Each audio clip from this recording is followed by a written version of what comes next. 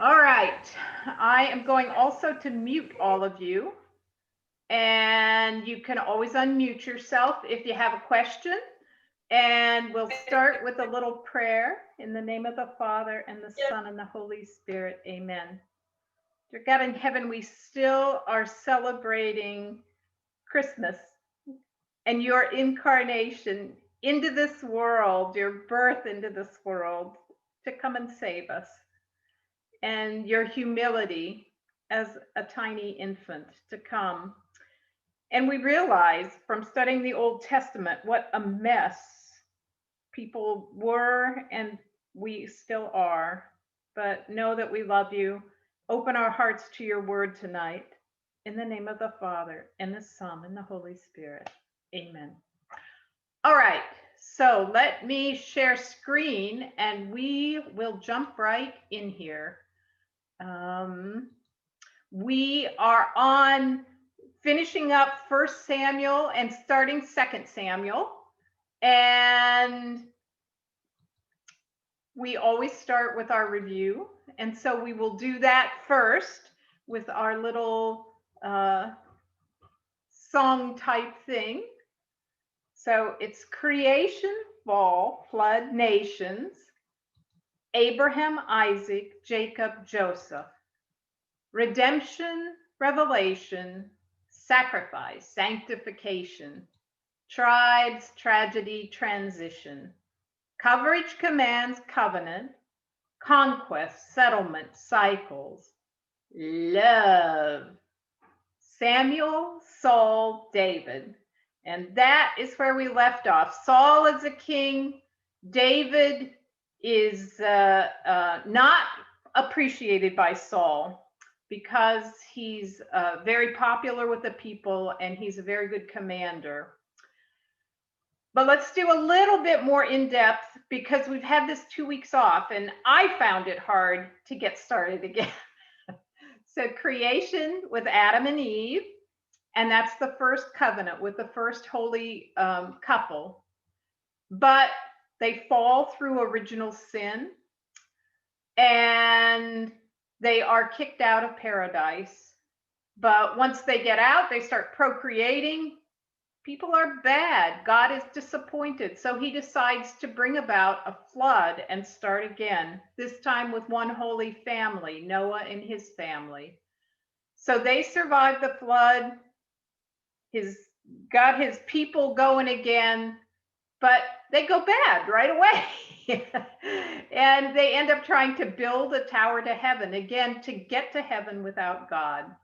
So we have the Tower of Babel. Everybody runs in different directions. They're now speaking different languages. God again wants to call back the people, right? He's going to make a hole for himself in history, in time, but he has to start out by calling back a chosen people. And he starts with Abraham, who comes out of Ur. Isaac is Abraham's son, a very close type of Christ, who Abraham was asked to sacrifice, but at the last minute, the angel of the Lord saves him. Jacob is Isaac's son, along with Esau. He usurps the birthright from Esau. And then he has 12 sons, and they become the 12 tribes of Israel. His 11th son, Joseph, is hated by his brothers and sold into Egypt through a bunch of slave traders. However, Joseph rises to power.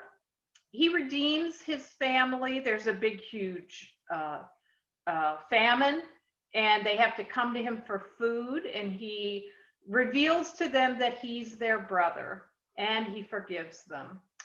He sends them for their father Jacob, or Israel, and Israel sacrifices, and then he heads into Egypt, and in Egypt, Israel is kept separate from the rest. They don't interbreed with the Egyptians, and that's sanctification, keeping one apart for God. The tribes flourish down there, and they become very numerous. But after several generations of pharaohs, they forget who Joseph was and what they owed him. So Israel transitions from being wealthy and powerful into being slaves. And they remain that way for 400 years until God raises up Moses. This little child is put into the Nile River. The Pharaoh's daughter rescues him. He's raised as an Egyptian, but realizes he's Hebrew. He ends up killing an Egyptian and running off to Midian. He would be content to stay there, shepherding the flocks with his father-in-law Jethro. However, God commands him to go back to Egypt and free his people. And he does that. He goes back. He takes them out through the Red Sea. There's a covenant made between the tribes of Israel and God. And so now we have one holy tribe that has a covenant with God. And he sends them into the Holy Land, and they settle there, and they go into some cycles that, right, when they're in a powerful position, when they're doing well, they forget about Yahweh. They think again they can do it on their own, and they forget God. And once they forget God and start worshiping other pagan gods, they start heading downhill, and other nations take them over. And then God raises up a judge, and that judge gets them to worship the way and follow the laws of Yahweh again, and they rise up, and then they start descending, and another judge. We had 6 minor judges and 6 major judges, and those are the cycles of the judges. And then we had a little optional reading thrown in, love, right? Ruth and Boaz. And we read it because Ruth, it's kind of neat because Ruth's in the genealogy of Jesus, but she is not an Israelite. She is a Moabite, so she's a foreigner. But she falls in love, or Boaz falls in love with her, and he is an Israelite. And they have a son named Obed, and then Obed has a son named Jesse. And so that's the love part. And then we have the last judge of Israel, Samuel. And Samuel was judging Israel when Israel cried out for a king. Samuel was told by the Lord, warn him what it means to have a king, and they still wanted one. So Samuel anoints Saul as the first king of Israel, and he has to go up against the Philistines. And when he does, this young man David goes up against Goliath. And so Saul and David become intertwined. David is Saul's lyre player. Saul's kind of bipolar. He's can be a very wicked guy or a very loving guy, but David serves him faithfully. And that's where we pick it up. Saul is unhappy with David because David kills thousands compared to Saul's, or kills 10,000s and compared to Saul's thousands. And so that was where we left off. And I threw in one more review slide only because while I was looking for the wilderness of Paran, I found this cool map that kind of reminds us of everything that happened. This is Egypt over in here. This would be the peninsula of Saudi Arabia. This would be where modern day Israel is over in this area.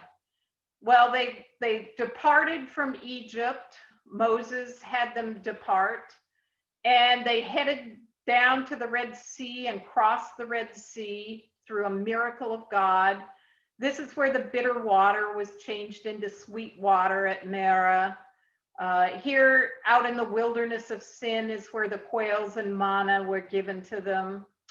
Down here towards Mount Sinai, waters gushed from the rock. At Mount Sinai, Moses gets the 10 Commandments. He heads north towards the chosen land. Miriam and Aaron speak against him. Remember, Miriam was made leprous. Then she's, of course, cured. They head up to Kadesh Barnea, where it's kind of the center point of their, where they're going to have to wander. At Kadesh Barnea, this oasis, 12 spies were sent into the land of Canaan. 10 came back saying, we'll never win. 2 came back, Joshua and Caleb, saying we can. But because they were such chickens, God had them wander around for 40 years while the generation that was a chicken died off. And so they wandered around. There's the bronze serpent incident where, again, the people betray Moses and Yahweh, and poisonous snakes bite them, and they raise up a bronze serpent on a piece of wood, and it's a type of Jesus. It's the first indication of also what Jesus will do. He'll be raised up on wood and save us, as this bronze serpent did. Down here, then they go up to Mount Nebo, where Moses dies. I just thought it was kind of nice for, again, reminding you of the geography of the place where we're at. And right now, David, we're told, he's been kicked out of Israel, which is up in here, where all the 12 tribes, oops, I didn't mean to do that. Let's go back. Previous. Where the 12 tribes are up in here. David has been told to get out of Israel to make peace. And so he is wandering in the wilderness of Paran. And so that's where we're kind of picking up the story. And one of the themes of David is he lets God lead, right? He always goes to God first and said, he says, can I go against this enemy? Should I go against this enemy? Will you give this enemy into my hand? He's talking to God all the time. And here is the wilderness in a photograph that he is wandering through, not a very hospitable land. So in chapter 25 of 1 Samuel, we're told that Samuel dies and that he is buried at Ramah. So now the last judge is dead, the first king is ruling, and David is not allowed to be in Israel because Saul is jealous of him. So we get a long story about a man named Nabal, and David's out here wandering in the wilderness. And he sees these shepherds who are shepherds of Nabal, a very rich man, but not a very nice man. But his shepherds are nice, and they've got their flocks out in this wilderness, and there are all sorts of pagan tribes out here, Moabites, Amorites, all sorts of people who don't like the Israelites. And so David protects these shepherds and their flocks. And then, but he and his 600 men, they need some food, and they know Nabal's got tons of sheep. So they go to him, and goats, and say, give us some food, give us some sheep, give us some bread. And Nabal disses him, right? He's a very stingy man, and he's a very nasty man, and he doesn't want to give David anything. And he knows that Saul is still king. He knows they don't get along. He doesn't want to cross Saul, and he just doesn't want to share anything. So Abigail, his wife, saves the day because David is pissed. He is not happy that he has done all of this providing for Nabal, all this security basically for his shepherds. And so he decides that he and his 600 men are going to attack Nabal and his people and take out all the males. And Abigail is told by the shepherds what Nabal has done. And Abigail knows how powerful David and these 600 men are. And she actually knows that God has called David. And So she loads up a bunch of donkeys with all sorts of food, and she heads out with her shepherds leading to meet David. And as soon as she sees him, she gets off her donkey, she bows to the ground, and she greets him as though he's a king. And she apologizes for her husband and says how foolish he is. And David thanks her because he was going to lose his head, right? He hadn't asked God, should I destroy Nabal, you know? And he had forgotten that it's God who leads. And Abigail saved him from making the mistake of killing Nabal and all of these shepherds and all the males of his tribe. And so David is glad that Abigail did that. And he says, I'm going to let God lead again. He can take care of Nabal if he wants to. But, you know, I got my food. I'm ready to go. And of course, the Lord does take care of Nabal. I think it's in 10 days that Nabal forfeits his life. And he knew what was going to happen because Abigail went back to him and said, you know, you have been foolish. She goes back. He's drunk, right? He's having a big party. He's celebrating. He's so happy that he has dissed David. And she waits until he sobers up. And then she tells him she went out and fed these 600 men. And Nabal is aware that he is going to be taken care of by God. And he is. And after that happens, David takes care of Abigail, who is a very beautiful woman, and he decides to take her as a wife. And we're told he also takes Ahinoam of Jezreel as a wife. So David is starting to collect wives there in the wilderness of Paran. But he continues to let God lead. David hears that Saul has come out in the wilderness to hunt him down. And he knows where Saul is at, and Saul's with Abner, the head of his army, and the whole army is encamped.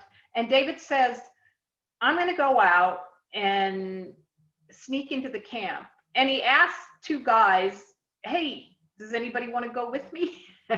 And one of his nephews, Abishai, says that he will go with David and into this camp. And so God has obviously put the camp into a nice sleep because these two sneak all the way through the camp.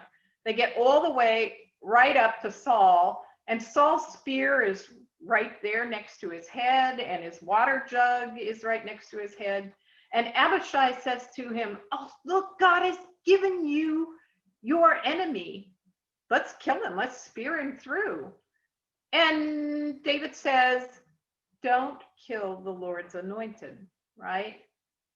He respects God's power. He respects God's choice. And so he says, instead, let's just steal the spear and we'll steal the jug of water. And we'll head over to this mountaintop over here where I can still yell across to him. But let's just get out of here and take the spear and the water. And that's what you see in this picture. Here's Abishai's hand as he hands the water jug to King David. And so they're over on this mountaintop, and David despairs that he has been cast out of Israel, right? He is now out in this foreign country, and he basically feels like he has been given to the pagans' gods, because if you read Cavan's footnote down on the bottom, it says that Israel didn't believe that they could worship God properly when they were outside of the chosen land. And so he despairs to Saul. He calls across. Saul sees that he's got his spear. he explains to Saul that he is a good servant, that he is a faithful servant, that he could have killed him, but he didn't. And Saul realizes that he's been a fool, and he admits that he's done wrong to David. And, you know, if you can see the bipolar part of Saul. Whenever Saul hears David's voice, he's like, is that you, my son? He wants to love him, but at the same time, he's jealous of him. And he just can't make himself not want to destroy David. And so, but they have a nice conversation, and then they part ways. David heading back out of the chosen land to remain in the wilderness of Paran, and Saul heading back towards the chosen land where he is king. So David's out here, and I put another map in here, right? The promised land is this section right in here. And right now it doesn't show where all the tribes are. But remember when we were talking about the tribes and splitting stuff up, that sometimes they didn't take the lowlands because the pagans had iron-wheeled chariots and horses, and Israel wasn't strong enough to take all of the land. So they were mostly up in the high places, and they were mostly around the Dead Sea and the Sea of Galilee, and they were still intermixed with the pagans. It wasn't a nice, clear map. So David has been out in this wilderness of Paran, and then he meets the Philistine king of Gath, and he believes that he's going to die at the hand of Saul. He knows that he can't kill Saul because that's God's anointed one. He knows Saul wants to kill him. And so he's kind of decided, I just need to live someplace else, even though it breaks my heart. So he talks to the king of Gath and makes a covenant with him. But he doesn't want to live in the city of Gath. And so he asks for someplace out in the Philistine territory, and this king gives him a place called Ziklag. And so that's where David, he heads off. He's made a covenant with this Philistine king, but he and his men are going to live in Ziklag. And David goes out amongst all these other foreign people who live in this area, and he raids them. And after he raids them, he kills everybody. So if he goes into an Amorite settlement, he raids, he takes all of their, probably women, although I doubt, no, he didn't take any of their women. He killed all the people. He did take their animals, and he did take their riches. But he killed all of them because he didn't want them saying anything to the king of Gath. He didn't want it coming back that he was killing foreigners, because whenever the king of Gath asked him, you know, who did you raid today? He tells them Israeli tribes. He's gone out and said, you know, this is where I've raided. I've taken all this stuff from my own people. Well, so then Achish, who is the king of Gath, he trusts David because he thinks he's burned his bridges with his own people. And so, and David is the ultimate commander and politician, right? He knows how to eat his meal and, you know, eat his cake and still have it too. And so he's out here living with these Philistines. He's becoming very powerful, but the Philistines think that he's doing it by raiding his own people.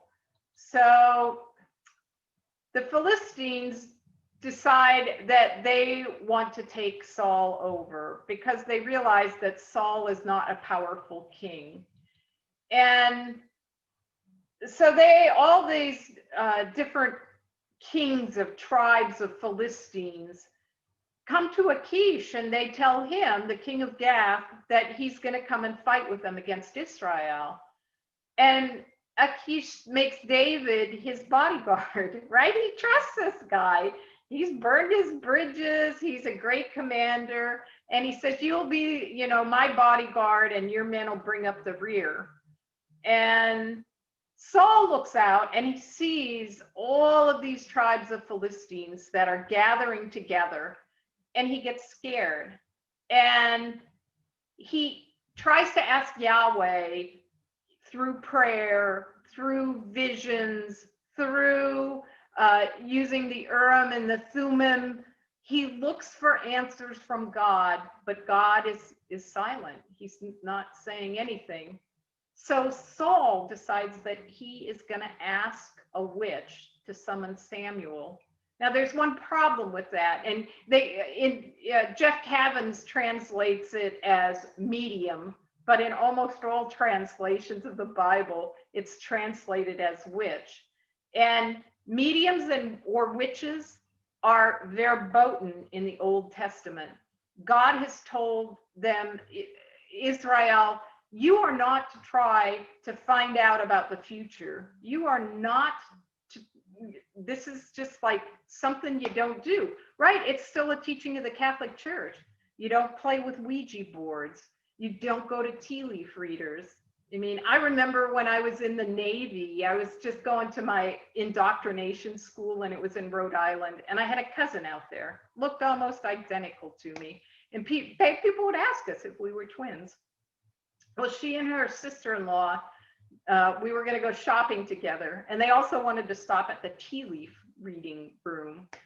And they wanted me to get my tea leaves read. And isn't it funny? At that time, I was an atheist, agnostic, but I knew from my own parents' teaching that you did not mess around with the supernatural. And so Saul knew this too. He knew it was a rule of the Old Testament because he had kicked all the mediums out of Israel. And in fact, when one of his people says, oh, well, you know, there's a witch at Endor, you could go to her. Saul disguises himself and he goes at night. And when he first comes to this witch, she doesn't want to say anything. She doesn't want to divine anything or do necromancy. It's called talking with the dead, because she knows that it's been outlawed by the king of Israel. And he reassures her, you know, no, it's okay. You're not going to get into any trouble this way. Call up Samuel for me. So the witch does it. She calls up Samuel, and you see Samuel over here. It says he's an old man wrapped in a robe, and he rises up out of Hades. And Saul asks him, you know, should I go up against the Philistines? You know, well, how am I going to fare in this battle? And Samuel tells him, you know, you didn't do what the Lord said. You didn't treat the enemies the way the Lord said. You didn't kill everybody. You kept women. You kept bounty, all of which you were supposed to destroy. And now you are going to be destroyed. You know, by tomorrow, you and your sons will be with me in Hades. And Sheol was a place, it wasn't like hell. It was kind of a gray area to the Israelites. It was where the dead went. It was not a happy place, but it wasn't hell. It was just like a gray area, a waiting area. And in fact, when Jesus dies, he descends into Sheol, into hell, and he meets up with people like Samuel and opens the door for them to heaven. And he does that the 3 days that he lies in the grave. He goes to take those whose souls are ready for heaven to heaven. So Samuel doesn't have any good news. Saul faints from fear. You can see him fainting here. And he determines that he's not going to eat anymore. And he's just going to die away. But the witch she encourages him to eat, to become strong. She's like, you know, I did my job.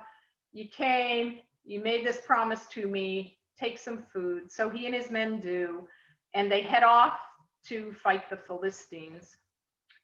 Meanwhile, back at the Philistine camp, the other commanders of the Philistine army are not impressed with the king of Gath's decision that David should fight with them, right? They know the little limerick that the women were singing. David has killed his 10,000, Saul has killed his 1,000, right? They know that, and they don't want him at their rear. They don't trust him.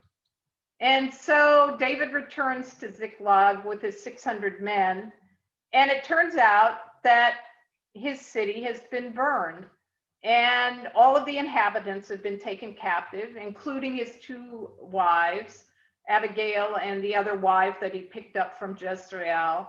So all of them have been carried away by some foreign tribe. And so he consults Yahweh, right? That's what David does. He's not a particularly perfect man, but he is a man who is in constant communication with God, seeking God's will in his life.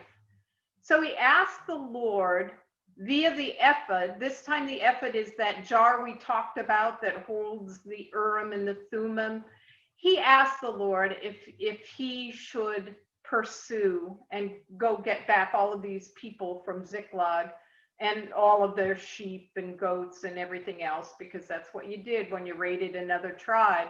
And the Lord says, yes, do it.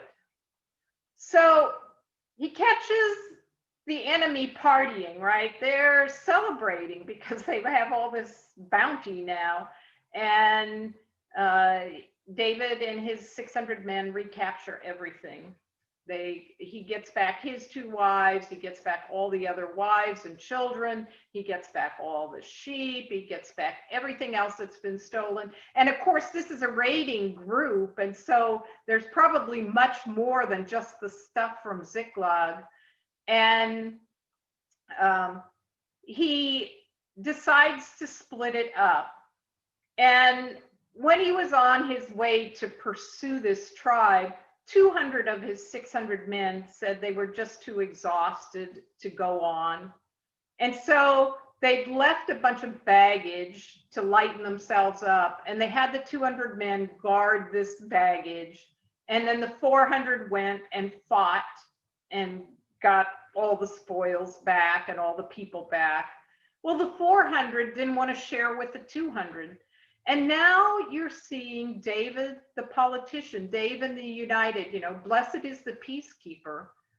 David is, these 400 are saying, well, you can give them their wives and kids. They're not getting anything else. And David is like, no, we share and share alike. And in fact, I'm going to send messengers to the elders of Israel, and I'm going to send them some of the spoils too, right? He is taking brothers and cousins and all these people who are, related but fighting, and he's starting to knit them together. So in chapter 31, we read about Saul's demise, right? Saul has already been told by Samuel that he will die in battle with the Philistines. And we're told in chapter 31 that the Philistines kill his sons, Jonathan, Abinadab, and Malchishua.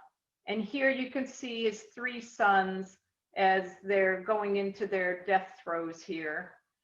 And the archers wound Saul, and he asks his own armor bearer to kill him. But his armor bearer in chapter 31 refuses to do so. He says, you're the anointed of God. I can't kill you.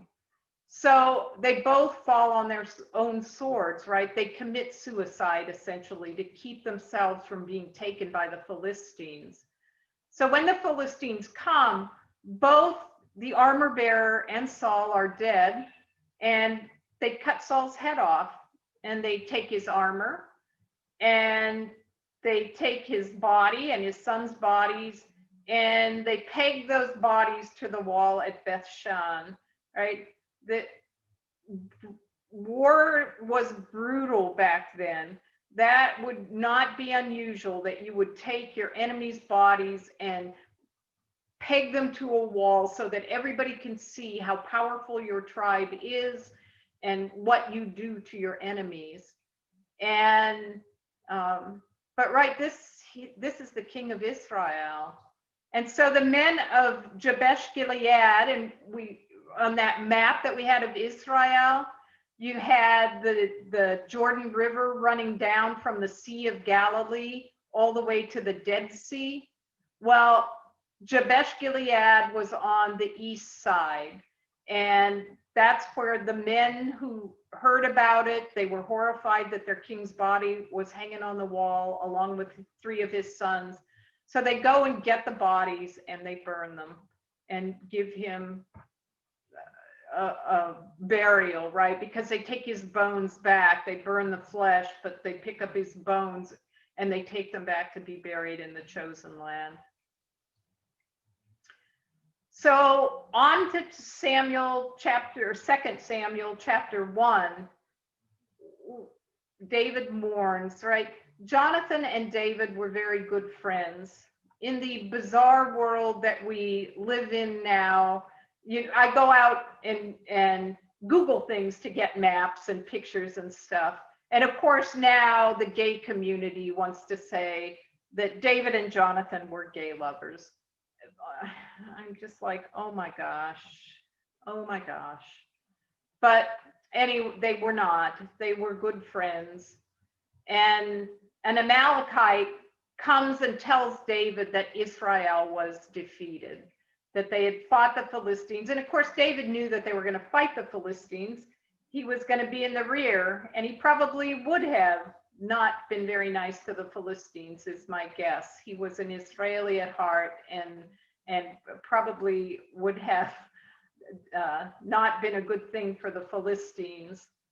But this Amalekite says that he killed Saul upon being asked by Saul, that Saul was wounded and dying, and he didn't want the Philistines to get him. So he asked the Amalekite to kill him.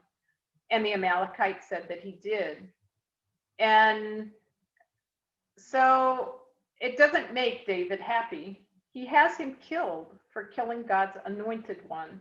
Now, last time in class, before Christmas, some of the students there at the gathering place had read ahead, and they said they just found that repulsive, that David had killed this guy when it was Saul who asked him to kill him, to take him out of his suffering. And I caught one of the people who was at the gathering place afterwards, and I said, when I was in my 20s, I was in this terrible accident on the interstate. It was all my fault. I was speeding, I was passing, I ended up trying to avoid a car, hitting a bridge abutment, spinning across the interstate, right? And it totaled a car, and fortunately we had on our seat belts, so my friend and I weren't hurt. She got a concussion from hitting the rear view mirror. A highway patrolman came. I explained the whole situation to him, that it was my fault, that that I was speeding, that I was, in fact, had my feet up under myself, Indian style, because I was talking to my friend and was on cruise control. But he got us into his car because my friend had to go to the hospital. And I didn't even think about it at the time. He never gave me a ticket. And when we got to the hospital so that her head could be looked at, he said to me, "I'm just so thankful that you're alive." He said, because last week there was a terrible accident, and it was a pickup truck, and the man was stuck behind the steering wheel, and I couldn't get him out. And the truck caught on fire, and he was screaming at me to shoot him, but I can't do that, right? that's not something that God allows us to do. There is a redemptive portion to suffering. Even my mother, when she was in hospice care, I was her primary hospice person. And there were some in the family that thought, Mom is really suffering. Chris has morphine. But, you know, I heard my sister say to some relatives, I don't think Chris will do that. It's against her religion. And my mom was suffering, but I was praying with her, and she was basically unconscious, and I was talking to her the whole time, and I was praying every mystery of the rosary. And I heard this phone conversation going on, and of course I was not going to give Mom a lethal dose of morphine. I would give her as much as I could to keep her out of pain. And so I'm praying along. Mom has not been conscious for probably half a day. And all of a sudden I'm on the glorious mysteries. And she wakes up out of this coma and she says, but I didn't go to church. And I just explained to her, Mama, you know, it was great because it was the mystery of the Holy Spirit coming down. And I said, Mama, you have already had your last confession. You've had viaticum. You have been forgiven. You have nothing to fear. And so we have this conversation, and my sister walks in while we're talking, and she says, I can't believe it. Chris is having a conversation with Mom, right? And so then my mom woke up one more time when I was praying all these different mysteries. I was in the sorrowful mysteries, and she woke up and she said, I hurt, but I am happy. And those were the last words that she spoke. And, you know, she didn't want to let go of life. And finally, the next morning, she was hanging on for all she was worth. And I took the rosary out of my pocket and I said, Mama, go with Mary. She always leads to her son. Go to Christ now. And she did. She could not have completed that journey if I had offed her with a lethal dose of morphine, right? Yes, she suffered, but in her own words, I hurt, but I am happy. So David was not pleased that somebody had taken it upon themselves to take Saul out of his suffering in this particular version of Saul's death, and he has him killed. And then he writes a lamentation to be taught to all of Judah, mourning the death of Saul, this man who had tried to kill him, and Jonathan, his very good friend, right? And so then the next thing that happened is that David asked the Lord what he should do next, right? The king of Israel is dead. And David says, should I go up to Judah? And the Lord says, yes, go to Judah. And he says, where should I go in Judah? And he tells him to go to Hebron. And so he does go to Hebron, and he becomes the king of Judah for 7.5 years. Now, we had a very colorful map that showed us kind of where all the different tribes were located. And Judah was located right under Benjamin, kind of in the southern side on the west side of the Jordan. And so he's gone there to become the king, and everybody's in love with him. But in the rest of Israel, and while he's there, he praises Jabesh Gilead for being loyal to Saul. Right, David is still loyal to Israel's king who has been killed. But in the rest of, he's been made king of Judah, but Abner, the head of Saul's army, his commander, has decided to take his living son, Saul's living son, Ishbosheth, and make him the king of Israel. And we learn later that Israel itself was looking towards David, but they respected what Abner did because he was Saul's commander and Saul had been the king. And so Ishbosheth becomes the king of the rest of Israel, but not the king of Judah, because Judah has already put David on the throne. So for 7.5 years, he remains the king of Judah. Ishbosheth remains the king of the rest of Israel for 2 years. And there's a battle between David and Abner at Gibeon.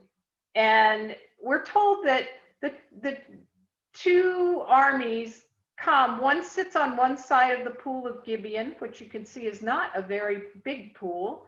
And Abner and his group sit on the other side. And they realize, you know, we're relatives fighting each other.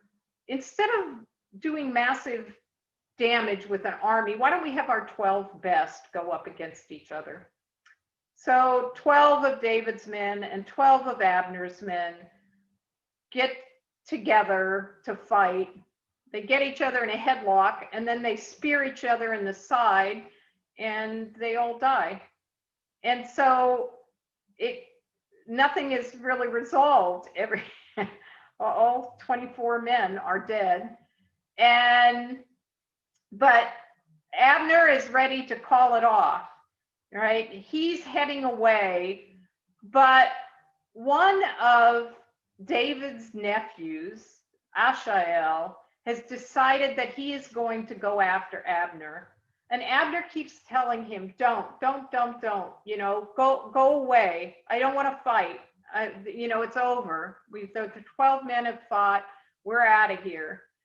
But Asahel won't leave him alone. And so Abner is basically forced to kill him. He spears him through the stomach. And the problem is Asahel has brothers, right? And they want blood. Joab is one of his brothers, and it's David's nephew. But David really doesn't take a side in this, right? He hasn't consulted God. He's not particularly mad at Abner. We don't hear really anything about where David stands on it. But we do hear that Joab kills Abner in chapter 3. It happens because Ishbosheth alienates Abner over Saul's concubine Rizpah, where Saul had a concubine, and his son doesn't think that the concubine should have slept with Abner, or that Abner should have slept with the concubine. And so he gets in this fight with Abner, Ishbosheth does, and Abner is pissed because, right, Abner is a great commander. He's the one who's keeping Ishbosheth in power. He's the one who made him king, and he's the one who's protecting him as king. And he is pissed that he is going to be confronted over this woman. And he says, you know, I protected you all this time, but I'm going to go make a covenant with David. So Abner goes to David, the commander of the army for Israel, goes to David and says, I want to make a covenant with you. And so David says, well, I will, but there's a price. I want Michal. Michal was Saul's daughter that was given to David as a wife. But once Saul got mad at David, he gave Michal to another man. So now she was married to somebody else. But David said, that's the price of the covenant. You have to bring me Michal. So this is Michal being taken away from Paltiel, who was her husband. And he's mourning here. And we're told that he ran after, right? He didn't want his wife to go. She's sad. He's sad. But he's told to go back to his people, and he does. And Abner takes Michal to David. So the covenant's made, and David's content with it. He sends Abner away. And meanwhile, his nephews were out on a raiding party, and they come back and they found out that David made a covenant with Abner. And they're horrified. They're like, Abner's a spy. He was just here seeing what was going on in our camp. And we basically get no reply from David. And the nephews on their own decide that they're going to go out and find Abner. And they do. They follow him. They find him. They bring him back. And they kill him without David's knowledge. And when David finds out that they've killed Abner, he curses Joab's family, right? He curses his nephew's family and wishes horrible things on them, that they always are plagued by different illnesses and that their family is never healthy again. And this pleases the rest of Israel, right? He has cursed his own nephews because the commander of the army of Israel has been killed unfairly. And the rest of Israel is impressed by that he will deny his own family for what is just and what is right. And so in chapter 4, David will end up uniting Israel through another politically astute move. Ishbosheth is murdered in his own bed by his own captains. He has these raiding captains that go out and steal things so that the country of, so that Ishbosheth and his family and his people can be eating and having money. And they see the writing on the wall. They see that David really should be the king of Israel. And they know that God has actually picked him. And they decide that they'll just take care of it themselves. So they sneak into Ishbosheth's bedroom while he's sleeping and they cut his head off and they take it to David. And David is not impressed, right? David was loyal to Saul and he was loyal to Ishbosheth. He had left it in God's hands to do with Ishbosheth as he would, but David was never going to spill his blood. And these two men did. And he says to them, you know, the armor bearer that killed Saul, I had him killed. And now you two are going to be killed. And David takes Ishbosheth's head and he buries it in Abner's tomb out of a sign of respect. And once again, Israel is impressed. All the other tribes that are out there, they're watching this young man and they are like, he didn't want Ishbosheth killed. He didn't do it himself. It was Ishbosheth's own men. And he gave him a good death, right? He gave him a good burial. Also in there, it's mentioned that Jonathan's son, Mephibosheth, is crippled. That this young boy was taken by his nurse and she got him away from the Philistines and from everybody else. But in doing so, somehow, some way, he became crippled. And in many of the Jewish writings, it's said that he was dropped when he was young, and that was what happened to him. But I mention it here because Mephibosheth is going to come up in our readings again, and that's who he is. He's Jonathan's son, and he is a way for David to make peace again with Saul and Jonathan and that part of Israel, the first king.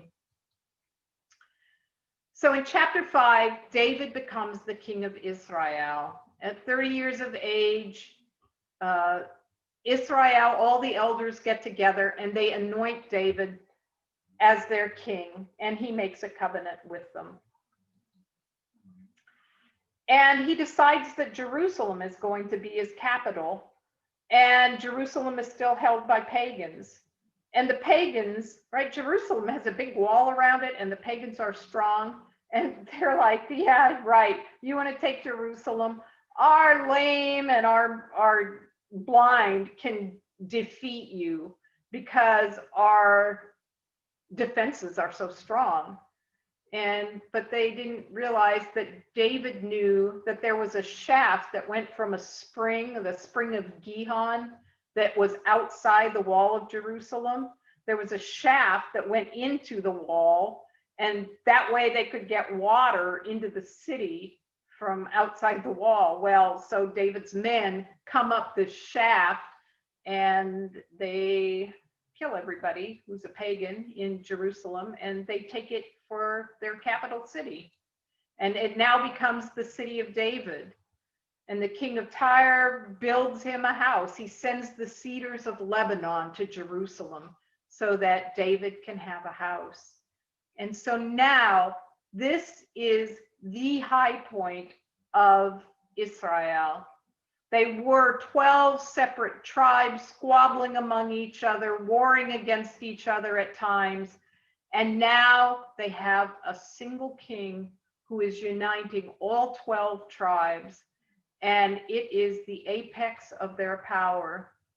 Now, it also talks about David is collecting for himself quite a stable of wives. And as Joe Sinclair said this morning, man, that's a better man than me to have all those wives. That's hard to imagine. And all of us women there agreed with him that that would be a very unhappy situation. But in this chapter, we're told which of David's sons are born in Jerusalem, and they include Nathan and Solomon. And we're going to read a lot more about Nathan and a lot more about Solomon. And we're going to see these two names come up in Jesus's genealogy. And we'll discuss that when we get to the New Testament. It kind of is a confusing point in Jesus's genealogy. And then we're told about David defeating the Philistines twice with the advice of the Lord, right? David is still, whenever he does anything, he talks to God about it. And so he defeats the Philistines in 2 separate battles. And now he's ready to bring the ark back to Jerusalem. Remember that the ark was left in Kiriath Jearim, and it was after the Philistines had conquered it, and they had taken it away from Israel, but all sorts of terrible things happened to them. And so they ended up, the Israelites did, keeping the ark at Kiriath Jearim. And so now David goes to get it. And he has a couple of guys on either side of the cart that the oxen are carrying it on. And the oxen stumble. And Uzzah, who's one of the guys, puts out his hand because he thinks that the ark is going to fall off the cart. Well, he touches the ark, and that doesn't please God. And God kills Uzzah. And it makes David angry, right? He's like, the oxen stumbled. He was just trying to catch the ark, right? Didn't trust God. And so Uzzah was killed by the Lord. And it scares David too. He's angry, but he still knows God's in charge. God writes in straight lines, you know, through crooked paths. And so David doesn't really understand it. He's afraid, and he doesn't want to take the ark into Jerusalem now. So he decides to leave it with Obed-Edom the Gittite for 3 months. And in those 3 months, Obed-Edom is blessed for keeping the ark where he is. And so David's like, oh, well, geez, he's being blessed for having the ark there. Maybe it's not such a scary thing to bring it to Jerusalem. So he goes to get it. And he has trumpets and cymbals, and you could see them all here. He's playing his lyre or harp, and here are the trumpets, the tambourines, everybody's banging and jumping and dancing. And David is wearing an ephod. And you remember from studying about the ephod that that's really supposed to only be the priests, and the priests are all supposed to be descendants of Aaron. and David is not. David is a descendant of Judah. But it's kind of a type of Christ, right? Christ will also be the high priest when he comes to us. He is God's high priest, but he's not descendant from Aaron. He's descendant from Judah. And so David, as this type of Christ, wears the priestly ephod and in fact blesses the people as a priest. And he's leaping and jumping around in his linen ephod, and of course he doesn't have any underwear on, so in some of his leaps and stuff he's exposing himself to all the young women who are watching this. And Michal is watching too from her window, and she is not impressed. She hates him anyway, right? She loved him at one point, but he and her dad got in a big fight. David left. She was given to another man whom she loved. And now this jerk is jumping all around, leaping in front of the Lord, showing off his private parts to all these young maidens. And so she lets him have it. And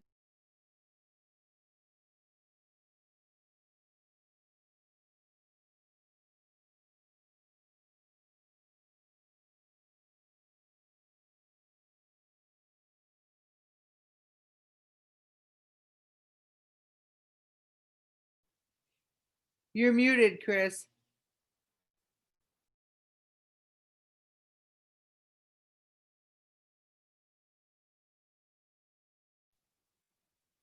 We can see you, but you're muted. unmute myself. Can you hear me now? Yes. Where did I leave off at when I so rudely went away?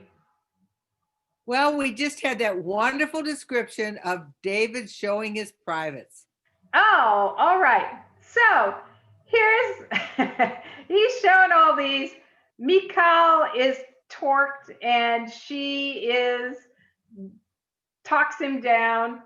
But he says, I'm leaping in front of the Lord. And in fact, what does John the Baptist do when Mary comes to Elizabeth and he's in the womb of his mother and he leaps for joy at the approach of his Lord.